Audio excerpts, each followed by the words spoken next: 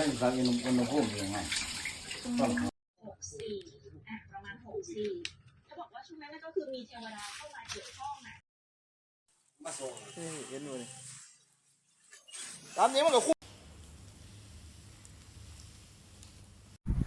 การงานดีขึ้นแล้วเหรอ